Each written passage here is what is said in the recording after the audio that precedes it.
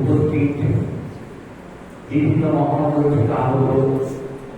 যারা জ্ঞানী এসেছেন তাদের আমার ভালোবাসা আর সামনে অভিজ্ঞান। তোমরা ভাবতে পারো যে প্রতি বছর এরা কেন ডাকি, এটা তোমাদের কাছে প্রশ্ন করে আবার ঠিক যখন পালিয়ে যাও আমরা গেট বন্ধ করে জোর করে ধরে এখানে বসাই কেন করি? তোমরা বছর দেখেছি করছি টিভির পর সব খেলাচ্ছি আমি কোথায় ফিরে আসছি। এখন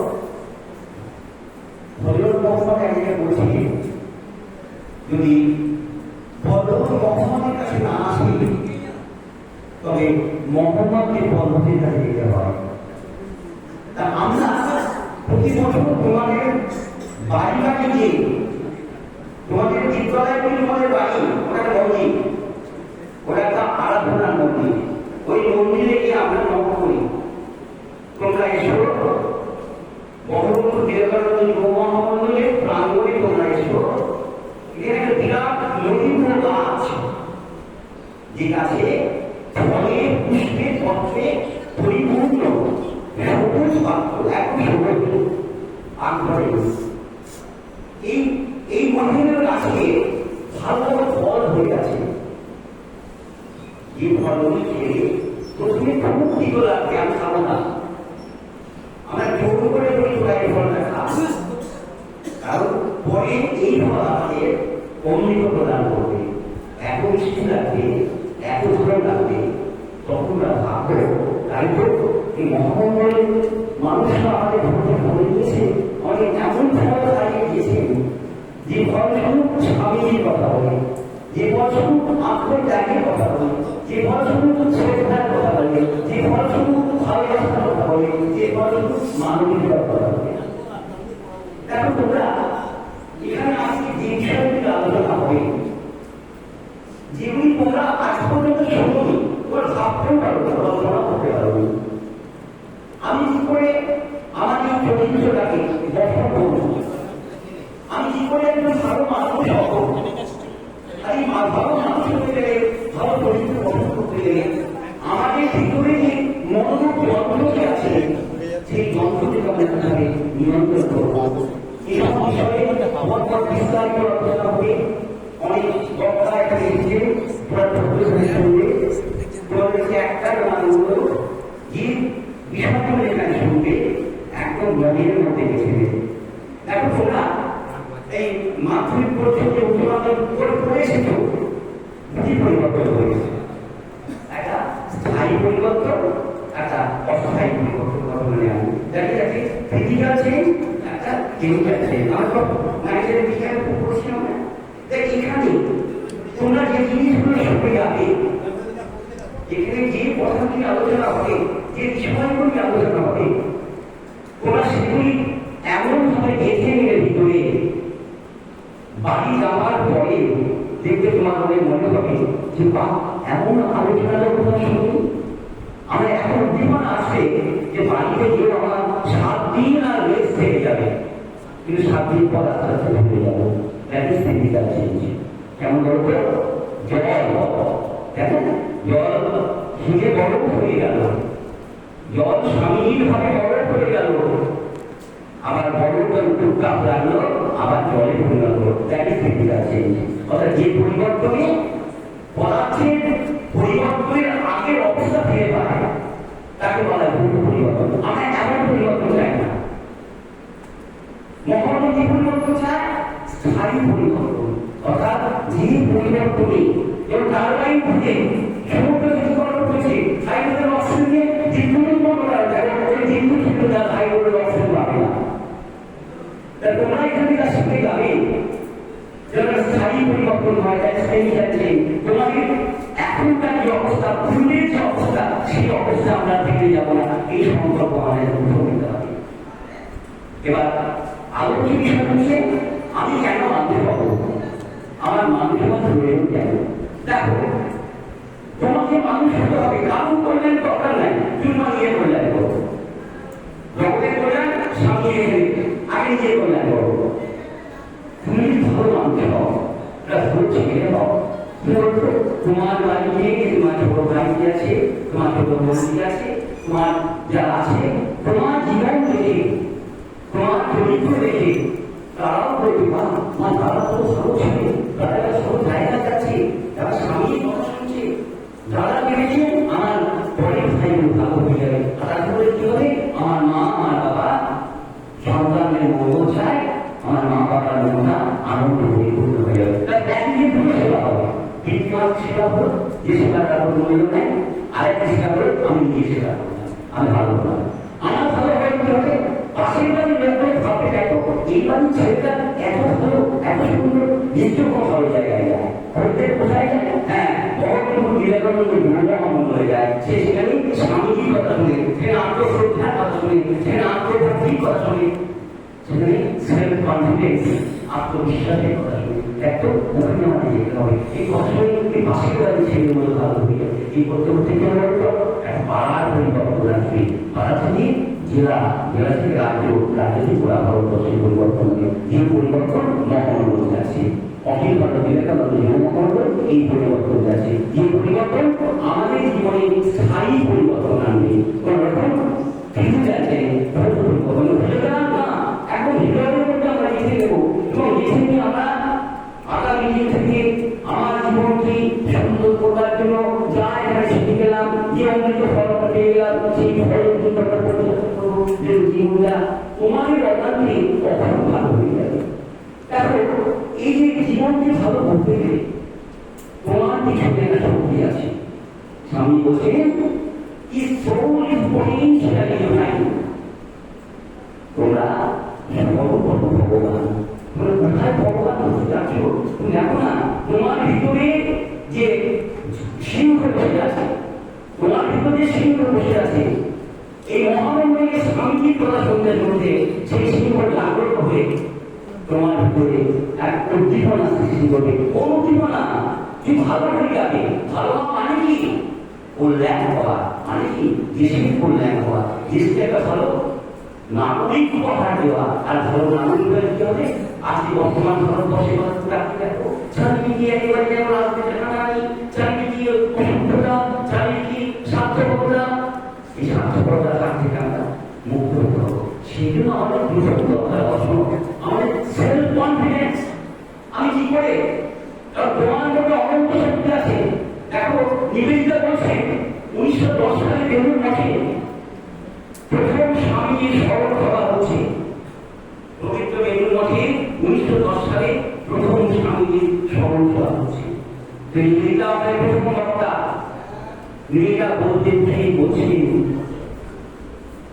আমার গুরুদেব স্বামী বিবেকানন্দ তার গুরু ভগবান শ্রীরামকৃষ্ণদেবের বাণী মেনে সকলের জন্য এটা কি চেয়েছেন, এটা বলছে না আমার গুরুদেব এটা কখনো জানেন, আমার গুরুদেব কি চেয়েছিলেন যে স্বামী বিবেকানন্দের যে বাণী রেখে গেলেন, তার যে কার্যক্রমে রেখে গেলেন, সেগুলো নিয়ে ওটা দেশ চলুক, বলছে না আমার গুরুদেব সেটাও যায়নি, আমার কি চেয়েছিলেন, বলছেন চেয়েছিলেন মানুষ হও, মানুষ হও, আমি বলছেন তোমরা সকলে মানুষ তৈরি হও, তারপরে তোমরা জীবনের যে অন্যান্য জিনিসগুলি আছে সেই জিনিসগুলি খুব সহজে উপলব্ধি করতে পারবে, নিজের মধ্যে আত্মীকরণ করতে পারবে, এবং মানুষ হও। আমি বলছেন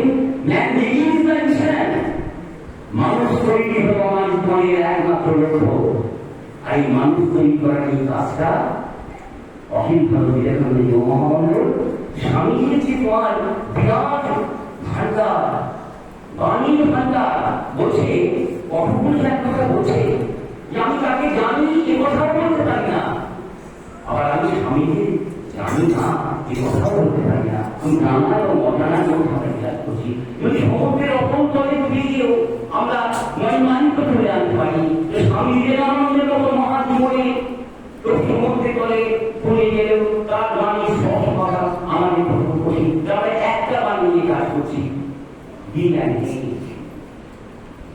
দিন আমি ভুল হলেই না ধর্ম কাকে বলি, তুমি ভালো হও, অপরকে ভালো হতে চাও, ভালো মানে কি চরিত্রের কতগুলি গুণ অর্জন করা, যে গুণগুলি আনতে পেরে স্থায়ী পরিবর্তন আনতে পেরে আমার দরকার, প্রথম দরকার আত্মবিশ্বাস, সেলফ কনফিডেন্স। তোরা শুনেছিস এই কথাটা? কথা আত্মবিশ্বাস কথা শুনেছিস? শুনেছি। আমি আবার কি বলছি, স্বামী বলছেন সেলফ কনফিডেন্স, নিজের উপর বিশ্বাস করো। স্বামী বলছেন প্রাচীন ধর্ম বলিত, the old religion says, let us not believe in God just exist, but new religion says those who believe not believe himself that exists. বলছেন প্রাচীন ধর্ম বলিত যে ভগবান বিশ্বাস করে না সে নাস্তিক, আর নতুন ধর্ম বলছে যে নিজেকে বিশ্বাস করে না সেই নাস্তিক। স্বামী বলছেন only who can believe in God, only who can believe in God, they believe himself.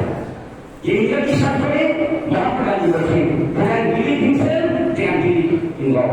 যার নিজের উপর বিশ্বাস থাকে তার ভগবানের উপস্থিতির উপর বিশ্বাস থাকে, কারণ তার ভগবান স্বামী বাংলা করেছেন তোমাদের মধ্যে সেই সিংহ আছে, সেই ভগবান সিংহকে জাগ্রত করতে হবে, কিভাবে করতে হবে, এই সমস্ত উপাদানের মধ্যে দিয়ে আমি কিন্তু গ্রহণ করছি সবল মন দুইটা সম্পর্কে। তাহলে অন্যতম হচ্ছে একটা সেলফ কনফিডেন্স, অর্থাৎ আত্মবিশ্বাস। তুমি তাকে বিশ্বাস করতে শেখো। দেখো তোমাদের মৃত্যু কখন হবে, স্বামী বলছেন তোমাদের মৃত্যু কখন হবে, যখন তোমরা নিজেদের চেষ্টা করবে, যখন নিজেকে ঘৃণা করতে শুরু করবে, নিজের বিশ্বাস আগে করবে জানি তোমার মৃত্যু চলে এসেছে, তোমার জীবনে উন্নতির পথ সম্ভব। প্রথমে নিজেকে ভালোবাসা শেখো, নিজেকে জানতে শেখো আমি কেন পৃথিবীতে এসেছি, আমার কি কাজ, আমার যে ধর্ম আছে, আমার পবিত্র কর্তব্য, আমার পবিত্র একটাই আমি ভালো মানুষ হতে করবো। আমাকে দেখে আর 5 জন ভালো মানুষ হবে, এটি কি হবে, আমার সমাজের কল্যাণ হবে, ভারতবর্ষের আসল পরিবর্তন হবে। যে পরিবর্তন স্বামী চেয়েছিলেন, স্বামী বলছিলেন তুমি 100টা সত্য সত্য দান ছিল বলেছিল, এমন তোমার কাজ যার মতো স্বার্থ বন্ধের ইসলাম এমন যুবক পেলে আমি গোটা বিশ্বকে পরিবর্তন নিয়ে যেতে পারি। এইরকম ছেলেই মহানন্দ তৈরি করার চেষ্টা করছি এবং হচ্ছেও। এই আত্মবিশ্বাস, এগুলো সেলফ কনফিডেন্স ভীষণ দরকার। এই সেলফ কনফিডেন্স জানো, এই সেলফ কনফিডেন্স মনে রাখতে হবে। এই যে ছবি ঘরটা তৈরি করছে, দেখো কতটা কিলা, তারপরে ছাদটা দাঁড়িয়ে আছে। তা স্বামীজিরও এই আত্মবিশ্বাসটাকে যদি আমি দাঁড় করাতে চাই, তাহলে কয়েকটা জন্ম লাগবে, এরকম কয়েকটা পিলার লাগবে, সেই কখনই পিলার আমাকে বন্ধ করে জাগ্রত করতে হবে। তার মধ্যে একটা কি লিভিং কনসাসলি, প্রথম পাইসকে রাখবে না, প্রথম হচ্ছে খুব ভালো করে মনে লেখো লিভিং কনসাসলি। আমি বাঁচবো, জীবনকে জেলে বাঁচবো, আমি বাঁচবো, জাগ্রত হয়ে বাঁচবো। লিভিং কনসাসলি মানে কি, তোমার যে কোনো কাজ তুমি ছাত্র অধ্যয়ন দেখো, তোমার লেখাপড়া এক সমস্যা, তোমার নিয়মিত দৈনন্দিন কাজগুলি আমি নিয়মিত ধরে করবো। আমি যে সকালবেলা ঘুম থেকে উঠবো, আমি উঠে নৃত্য ঘুরবো, ঘুরে আমি একটুখানি সকলের কল্যাণ করবো, সকলের মন করবো, এগুলো চিন্তা করবো, করে আমি আমার পড়ায় পরিশুদ্ধ না ছাত্র জীবনে প্রবেশ করবো। আর তা না করে তুই সকালবেলা উঠে আমার সামনে কাছে মা বই করে দিয়েছে, বড় বই করে দিয়েছে, তাদের মায়ের বাবার আনন্দ ছেলেকে মোবাইল দিচ্ছে, এই মোবাইল শুনিয়ে তুই সব সময় ব্রাউজিং করে যাচ্ছ, ব্রাউজিং করে যাচ্ছ,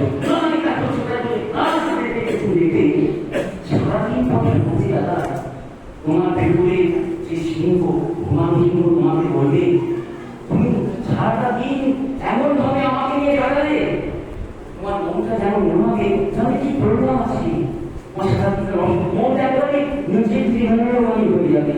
স্বামী বলছে তুমি যদি এই কাজগুলো এই 3 ঘন্টা এই সময়টাকে তোমার নিজের কাছে আত্মনিয়োগ করতে, আমার পড়া আছে, আমাকে ভালো রেজাল্ট করতে হবে, আমি একটা ডাক্তার হবো, একজন ভালো মানুষ হবো, হ্যাঁ আমাকে আমি বুঝি আমার পড়ার বই নিয়ে পড়াশোনা করার পর সন্ধ্যে সেটা নিয়ে সেটা রাখতে রাত্রিবেলায় যখন ঘুমাতে যাবো তখন আমার মনে এত আনন্দ আসবে, না আজকে দিনটা আমি সুন্দর কাটিয়েছি। এই স্বামী বলছে এই প্রথম সম্পর্ক হচ্ছে লিভিং কনসাসলি, আমাকে বাঁচতে হবে, জীবিত অবস্থায় বাঁচতে হবে। সেকেন্ড ক্লাস তোমার প্র্যাকটিস অ্যাসার্ট, আমার সেকেন্ড ক্লাস হচ্ছে প্র্যাকটিস। তুমি অভ্যাস করো। How can you do your life? How to spend your life? তুমি তোমার জীবন কিভাবে পরিচালনা করে অভ্যাস করো। এবং তুমি কি তুমি সেটা জানতে শেখো এবং তুমি তোমার ভুল স্বীকার করতে অভ্যস্ত হও। তুমি মনে করো না আমি সব জানি, তোমার মধ্যে অনেক ভুল আছে, তোমার অনেক দুর্বলতা আছে, সেগুলো কনফেস করে স্বীকার করো। আমরা কিন্তু অনেক ছেলেমেয়ে আছে যারা স্যান্ডবাজি ভুগতে যায় বা ক্লাসে পড়াশোনা করছে, টিচার পড়িয়ে যাচ্ছে, অনেক বুঝতেই পারলো না, সেগুলো বললো না আমি বুঝিনি, তারপরে কি হলো এই বিষয়টা বুঝতে পেরেছি। তাহলে আমরা বলছিলাম আমি লজ্জায় বললাম না স্যার আমি বুঝতে পারছি না, আবার একটু বলুন। এই জন্য আপনার সাতটা স্বীকার করো। সন্ন্যাসী বলছে আপনার সাতটা স্বীকার করো, তুমি কি সেটা তুমি জানতে চেষ্টা করো। তোমার যেটা দুর্বলতা সেই দুর্বলতা তুমি দ্বিতীয় বলছে লিভ পারপাসফুলি। দ্বিতীয় সঙ্গ লিভ পারপাসফুলি কি হলো, I am doing my work with daily routine.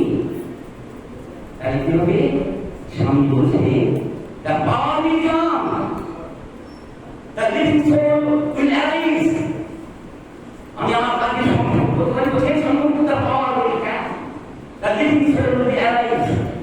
আমার ভিতরে শক্তি সে শীঘ্র জেগে উঠবে, আমাকে ঈশ্বর দর্শন দেবে, ভগবৎসভা জাগ্রত হবে যদি আমার কাজগুলি আমি ঠিকভাবে সুন্দর করে পারি। দ্বিতীয় পিলা, এই পিলার মনে রাখতে হবে। আর মনে রাখবে জীবনের দুটো জিনিস, I can I can't. I can and I can't. I can মানে আমি পারি, আই ক্যানট মানে আমি পারি না। I cannot forget it. Yes, I can do everything. Yes, I am trying to maintain my life. Yes, I have power to become a good man. আমি অবশ্যই একটা ভালো মানুষ হতে পারি। I cannot get it out. জীবনে yes কথাটি কাটো, no কথাটি ছেড়ে দাও। What is no? মাইন্ড কাকে বলে? যেটাকে দেখা যায় না, বোঝা যায় না, অনুভব করা যায়। মন কাকে বলে? সংকল্প, একটা হচ্ছে বিকল্প। মন কাকে বলি? সংকল্প বিকল্পে সমষ্টি মন। সংকল্প কি? আমি শাস্ত্রে তোমার এখান থেকে স্বামীর কথা শুনে গেলে কবিতা একদম প্রতিজ্ঞা করে এখান থেকে যাবে, আমরা এবার বাড়িতে গিয়ে আমি ভালো হবো, আমি জীবন তৈরি করবো, আমি স্বামী ভাবে করবো। কত মানুষ মানুষ পড়ে আছি যারা খেতে পারছে না, অসহায়, আমি তাদের জন্য আমার জীবনটা কোনখানে করবো, আমি বড় হবো, আমি মানুষ হবো, আমার রোজগারকে টাকা পাবো, আমি খাবো না, আমি রক্ত করিব, এইটাই বলে আমার এই সংকল্প হলে আমাকে রাখতে হবে। এটাই হলো জীবনের প্রধান জায়গা। আমি বলছি তোমার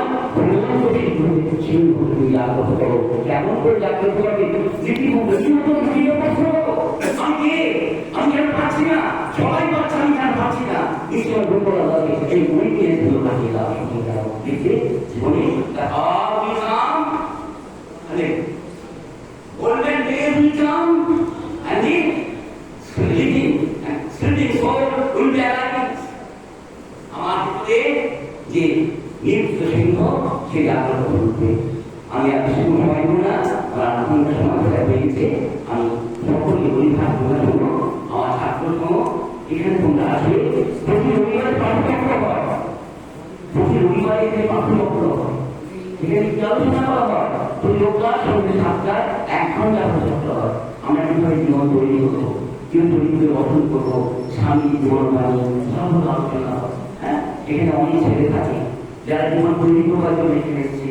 তাদের লেখাপড়া, থাকা খাওয়া সমস্ত কিছু মহানুভূতি দেওয়া হয়। তারা এই জীবন দাঁড়াচ্ছে, উন্নত করছে, উন্নত জীবন লাভ করছে। তোমরা এখানে এসো, আমি আমাকে বারবার বলবো, আমি বলছিলাম দেখেন কেমিক্যাল আছে, নন কেমিক্যাল আছে, রাসায়নিক পরিবর্তন করে যাবো। আজকে থেকে আমি পরিচয় করে যাবো। আমি যা শুনে গেলাম সকলে কর্মে নির্দেশনে রাখবো এবং আমি আমার কারো থেকে আমার জীবন সামগ্রিকভাবে উন্নত শিক্ষা উন্নত ভাবনায় কাটাবো।